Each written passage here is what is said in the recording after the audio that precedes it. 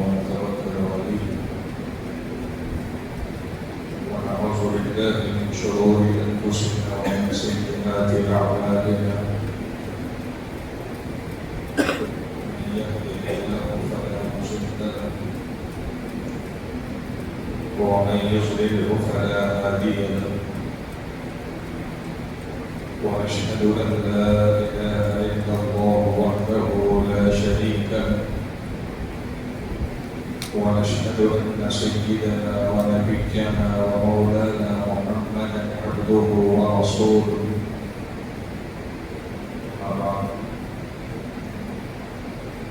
فقد قال الله تبارك وتعالى في القرآن المجيد والفرقان الحميد فأعوذ بالله من الشيطان الرجيم بسم الله الرحمن الرحيم قل إن كنتم تحبون الله فاتبعوني يحببكم الله ويغفر لكم والله غفور رحيم صدق الله العظيم. وقال النبي صلى الله عليه وسلم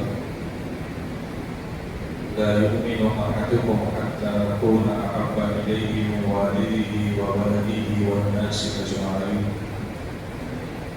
أو كما قال عليه الصلاة والسلام. اللهم صل على سيدنا ونبينا ومولانا محمد في أول كلامنا. اللهم صل على سيدنا ونبينا ومولانا محمد في أوسط كلامنا. اللهم صل على سيدنا ونبينا ومولانا محمد في آخر كلامنا. بزرگان محترم،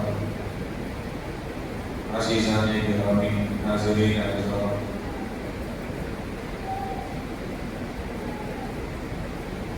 جس مہینے میں ہم چل رہے ہیں اسلامی مہینوں کے اعتبار سے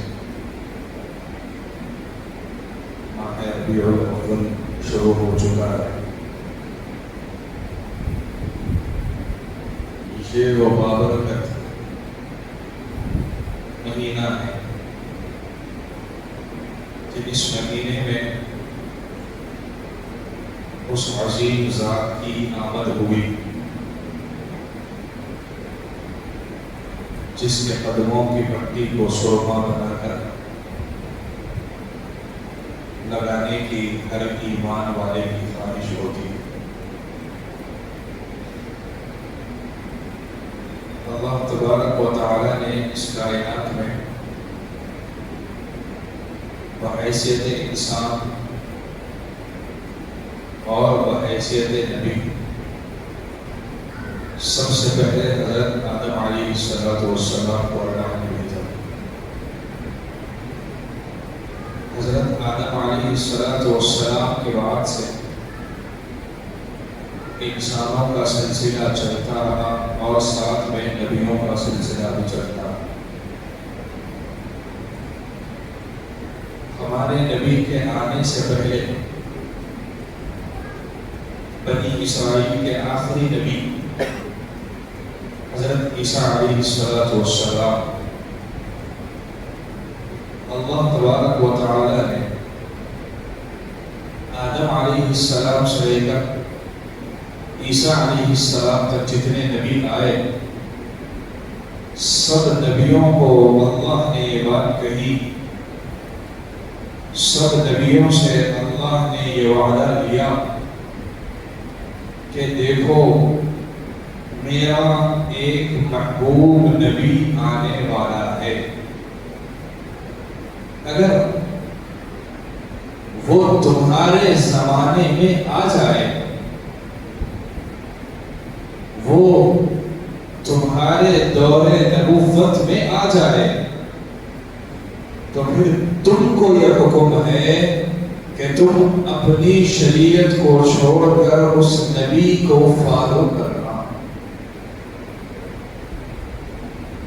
وہ جو کہے اس کو ماننا. یہ اللہ نے نبیوں سے بھی اللہ نے وعدہ ہے. تو وہ جس نبی کے آنے سے پہلے اللہ نے نبیوں کو یہ کہہ دیا، تو آپ سوچئے کہ اس آنے والے نبی کا کیا مقام و مرتبہ ہوگا، کیا عظمت ہوگی، اللہ کے یہاں کیا بلندی ہوگی. اور خوش نصیب ہے ہم لوگ، بہت خوش نصیب ہے ہم لوگ.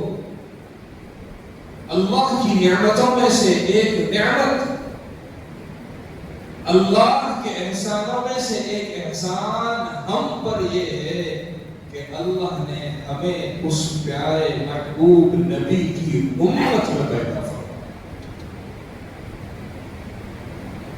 یہ ہمارے لیے بہت بڑی سعادت کی بات ہے، یہ ہمارے لیے بہت بڑی فخر کی بات ہے، یہ ہمارے لیے بہت بڑی عظمت کی بات ہے. لیکن ساتھ میں یہ بات بھی یاد رکھنی ضروری ہے کہ عظمت کے ساتھ، بلندی کے ساتھ، یہ ہمارے لیے بہت بڑی ذمہ داری کی بھی بات ہے. اللہ تبارک و تعالی نے اس کائنات کو بنایا اس لیے، اس کائنات کو سجایا اس لیے، اس زمین کو بچھایا اس لیے، اس آسمان کو بغیر کسی سہارے کے اللہ نے کھڑایا اس لیے، اللہ نے اس تمام مخلوقات کو پیدا کیا ہی اس لیے، اللہ نے آدم اور حوا کو بنایا اس لیے کہ ان کی نسل میں اللہ کا لاڈلا محبوب کو اس کائنات میں بھیجا تھا. تو اللہ نے اس کائنات کو سجایا. یہ دنیا بنائی اسی لیے، بنا کر سجائی اسی لیے کہ اس نبی کی آمد ہو، اس نبی کے قدم اس دنیا پر بڑھے، اور اس نبی کی آمد کی برکت سے امت مستفید ہو. آج سے 1400 سال یا اس سے زائد پہلے ایک گھڑی اس کائنات میں ایسی آئی کہ وہ نبی دنیا میں تشریف لے آئے. نبی علیہ السلام کے دنیا میں آنے سے پہلے نبی کی والدہ حضرت آمنہ فرماتی ہیں کہ نبی علیہ السلام کی ولادت سے پہلے حضرت آمنہ کے سر پر ہمیشہ بادل آ کر ٹہرتا تھا. وہ دھوپ میں نکلتی تو بادل ان کے لیے سایہ کر دیتے. نبی علیہ السلام کی جب آمد ہوئی، میں قربان جاؤں،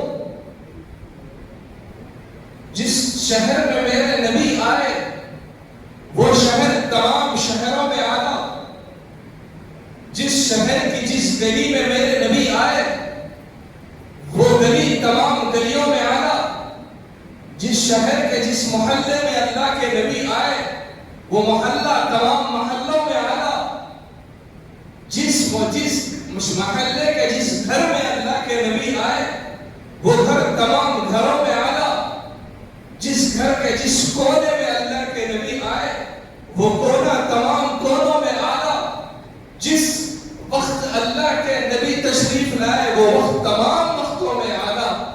اتنے عظیم نبی، اتنے بابرکت نبی، جس کو قرآن نے کبھی یاسین کہا، جس کو قرآن نے کبھی والضحیٰ کہا، جس کو قرآن نے وَرَفَعْنَا لَكَ ذِكْرَكَ کہا، ایسے بلند مرتبے والے نبی کو اللہ نے اس کائنات میں بھیجا. اور اللہ کا احسان ہے کہ اس نے ہم سب کو آدم علیہ السلام کے سے لے کر عیسیٰ علیہ السلام کی امتوں میں وہ چاہتا تو پیدا کر سکتا تھا. یہ اس اللہ کا احسان ہے کہ اللہ نے اس نبی کی امت میں ہم کو پیدا کیا. یہ کتنا بڑا انعام ہے، کتنے عظیم نبی ہم کو ملے ہیں. وہ نبی مسکرا دے تو جنت کی ہوا دوڑنے لگ جائے. وہ نبی کا چہرہ اتنا بابرکت کہ جبرائیل آسمان سے اس نبی کے چہرے کو دیکھنے کے لیے اترا کرتے تھے. یہ وہ عظیم نبی ہے کہ ہاتھ اگر اٹھائے تو دعا کے ختم ہونے سے پہلے اللہ اس دعا کو قبول کر لیتے تھے. یہ وہ نبی ہے کہ دنیا میں آئے تو آپ نے انسانوں کو جینے کی امید دلائی. یہ وہ نبی ہے کہ دنیا میں آئے تو آپ نے لوگوں کو لوگوں کی غلامی سے نکال کر اللہ کی عبادت کا راستہ بتایا. یہ وہ نبی ہے جس نے عرب کا یہ حال تھا. عرب میں عورتوں سے محبت کرنے کو عیب سمجھا جاتا تھا. جب بھری محفل میں اللہ کے نبی سے پوچھا گیا یا رسول اللہ آپ کو سب سے زیادہ کس سے محبت ہے, تو اللہ کے نبی نے بھری محفل میں فرمایا کہ مجھے عائشہ سے محبت ہے.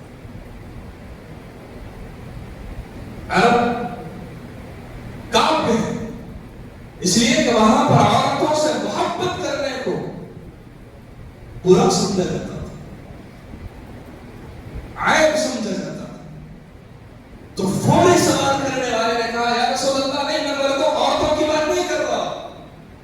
یا رسول اللہ میں مردوں میں پوچھ رہا ہوں کہ آپ کو سب سے زیادہ کس سے محبت ہے.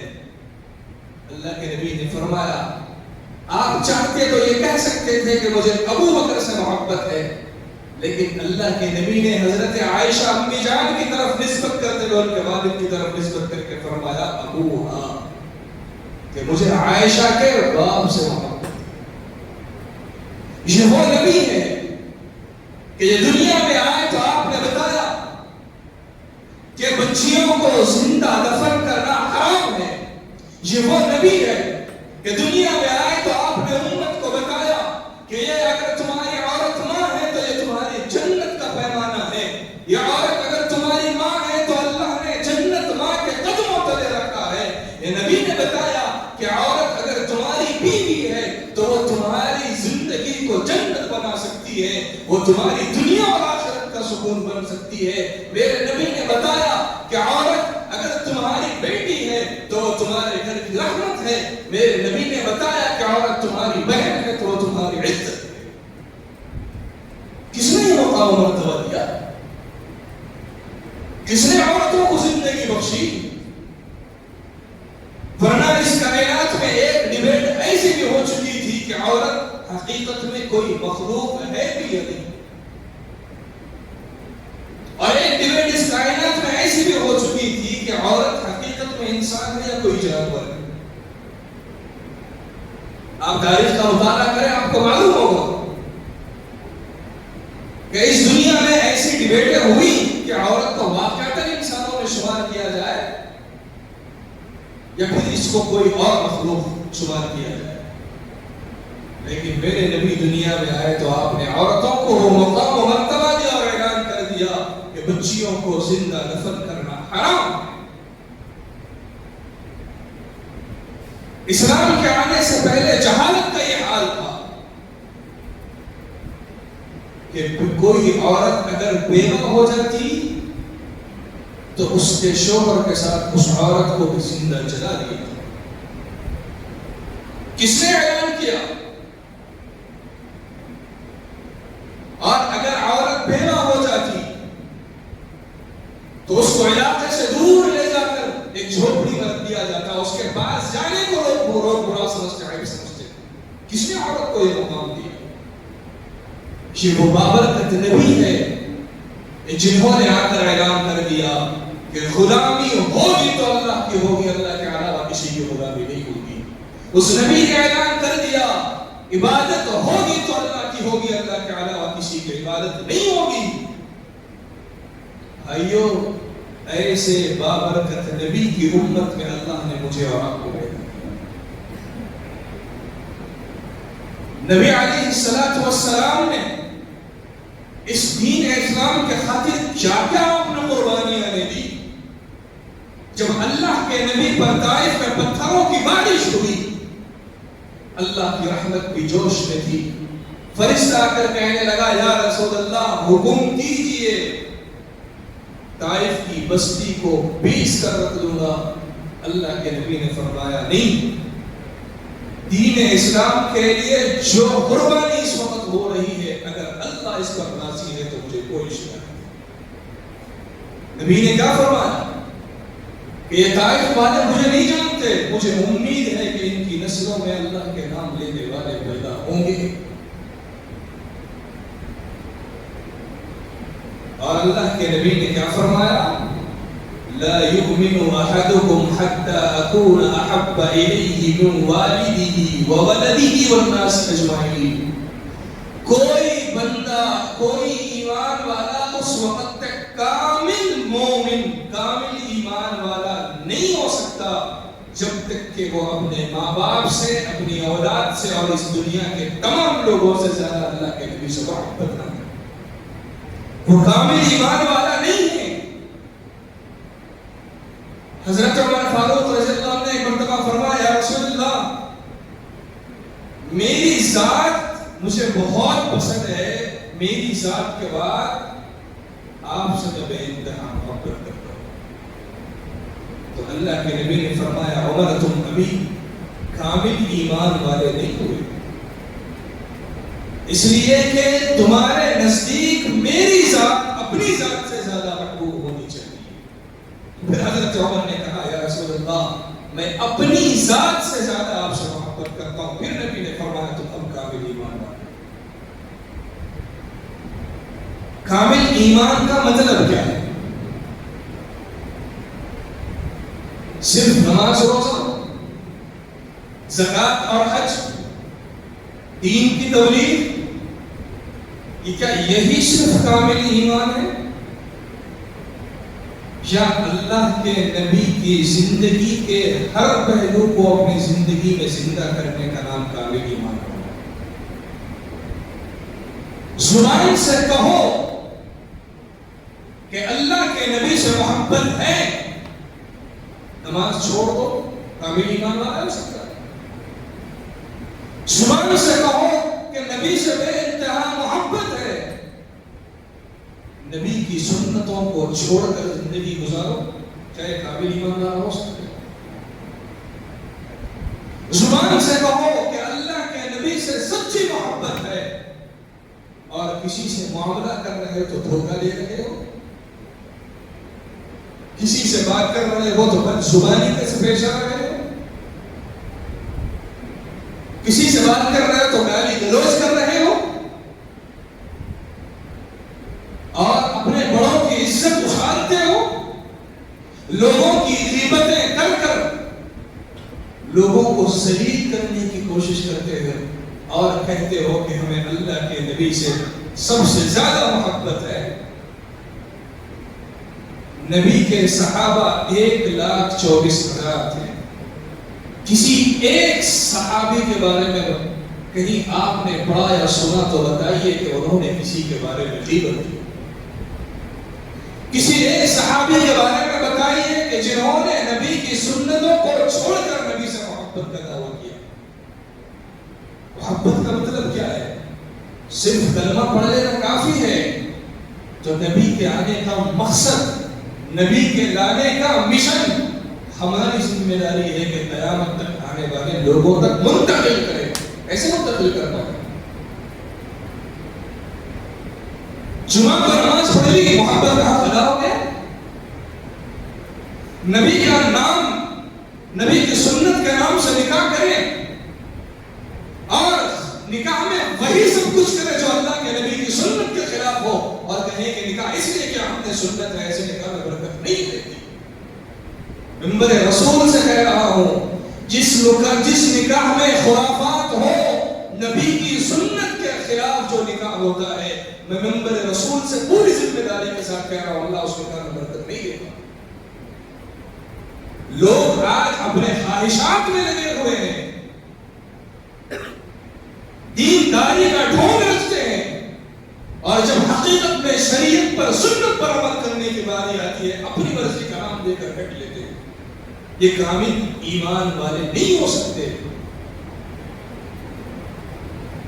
کامل ایمان کے یہ شرط ہے کہ اللہ کے نبی سے محبت ہو، اور نبی سے محبت کا مطلب زبان سے کہنا نہیں، عمل سے کر کے دکھانا۔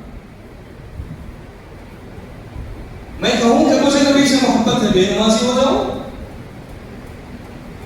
کیا نبی کے آنے کا مقصد صرف یہی تھا کہ نبی سے محبت کرے اور نبی کے لائے ہوئے دین کے احکامات کو چھوڑ کر زندگی گزارے؟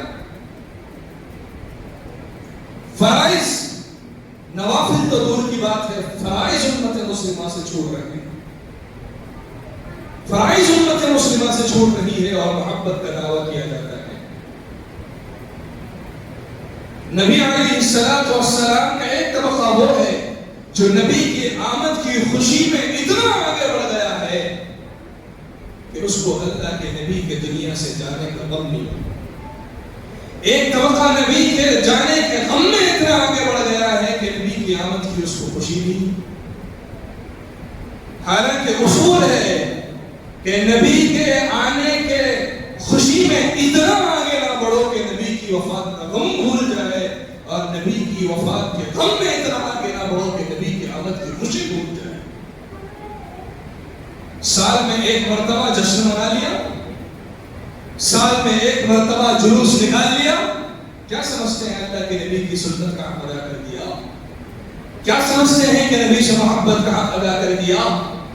کیا سمجھتے ہیں کہ 12 ربیع الاول کو جلوس نکال کر کون سی سنت زندہ کر دیا آپ نے؟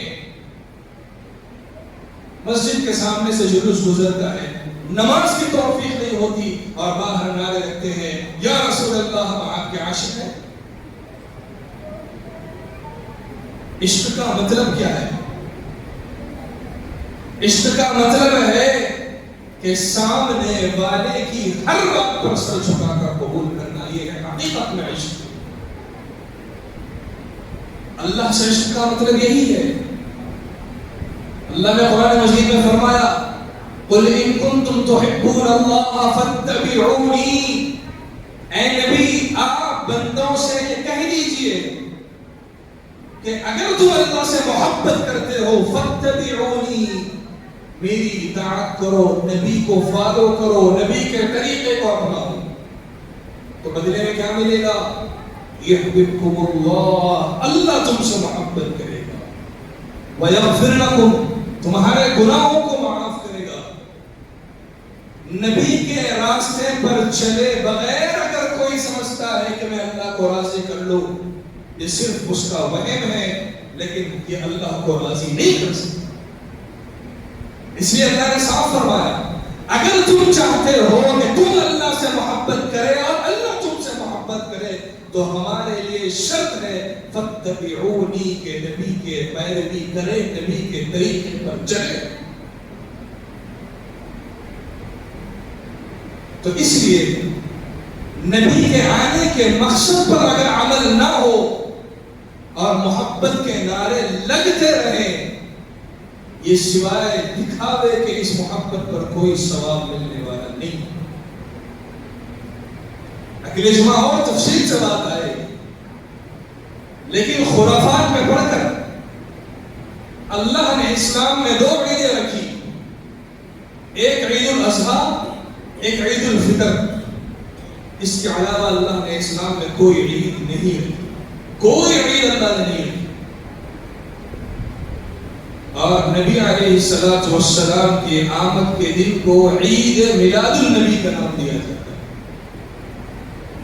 اور افسوس یہ بھی ہے کہ آج کل اس کی نمازیں بھی شروع ہو گئی، اس کا خطبہ بھی ہونے لگا۔ افسوس ہے اس بات کا۔ اسلام میں 2 عیدیں، اس کے علاوہ اسلام میں کسی اور عید کا تصور نہیں ہے۔ اب نبی علیہ السلام کے آمد کے دن کو 12 ربیع الاول کو عید کا نام دینا، یہ نہ قرآن سے ثابت ہے نہ حدیث سے ثابت ہے، اور نہ نبی کے 1,24,000 صحابہ میں سے کسی نے بھی اس کو منایا ہے۔ اور نبی کے بعد نبی کے سب سے زیادہ قریب اگر کوئی تھے اللہ کے نبی کی زندگی میں تو حضرت ابوبکر اور حضرت عمر، اور ان کی زندگی میں ایک مرتبہ بھی یہ عمل نہیں ملتا، تو پھر یہ عید کیسے ہوئی؟ اور یہ بات حقیقت ہے۔ نبی علیہ السلام کس تاریخ کو پیدا ہوئے اس میں اختلاف ہے، 6 ربیع الاول، بعض کہتے ہیں 9 ربیع الاول، بعض کہتے ہیں 12 ربیع الاول، لیکن اکثر علماء اس بات پر متفق ہے کہ اللہ کے نبی کی آمد 9 ربیع الاول کو ہوگی۔ لیکن اللہ کے نبی دنیا سے جس تاریخ کو رخصت ہوئے وہ ہے 12 ربیع الاول۔ نبی کی وفات 12 ربیع الاول کو۔ پتہ نہیں نبی کی وفات کے دن امت کس بات کا جشن مناتی ہے؟ سوچنے کی بات ہے، سوچنے والی بات ہے۔ تو اس لیے نبی کے آنے کا مقصد کیا ہے اس پر عمل کرنا ضروری ہے۔ نبی سے صرف محبت ہے کا نعرہ لگانا کافی نہیں ہے، جب تک کہ اللہ کے نبی کے احکام پر، نبی کی لائے ہوئی شریعت پر کوئی بندہ سچے دل سے عمل نہیں کر سکتا، جب تک وہ نہ اللہ کے نبی کو خوش کر پائے گا نہ اللہ اس سے راضی ہو۔ تو اس لیے اصول یاد رکھیے، ان کنتم تحبون اللہ، کہ تم چاہتے ہو کہ تم اللہ سے محبت کرے، فاتبعونی، نبی کی اطاعت کرو، تو بدلے میں یحببکم اللہ، اللہ تم سے محبت کرے۔ اس اصول کو یاد رکھیے، اپنی خواہشات کو چھوڑیے۔ بہت سے لوگ آئے دن یہ افسوس ہوتا ہے کہ لوگ نمازیں بھی پڑھتے ہیں، دین کے کام بھی کرتے ہیں، لیکن جب حقیقت میں زندگی میں وہ سنتوں کو زندہ کرنے کی باری آتی ہے تو پھر اس سے غافل ہو جاتے ہیں۔ چاہے وہ نکاح کا معاملہ ہو، چاہے وہ لوگوں کے ساتھ کسی معاملے میں کاروباری معاملہ ہو، یا لوگوں کے ساتھ اخلاق سے پیش آنا ہو، ان معاملات میں لوگ غفلت برتتے ہیں، صرف نماز روزے کو دین سمجھتے ہیں، ان چیزوں کو دین نہیں سمجھتے، جبکہ عبادات بھی دین ہیں، اخلاقیات بھی دین ہیں، معاشرت بھی دین ہے، معاملات بھی دین ہیں۔ انشاءاللہ اگلے جمعہ میں اس کی تفصیل آئے گی۔ اللہ تعالیٰ سے دعا ہے اللہ ہم سب کو اپنے نبی صلی اللہ علیہ وسلم سے سچی محبت عطا فرمائے اور نبی کے لائے ہوئے دین پر مکمل عمل کرنے کے اللہ توفیق عطا فرمائے۔ آمین۔ وآخر دعوانا الحمد للہ رب العالمین۔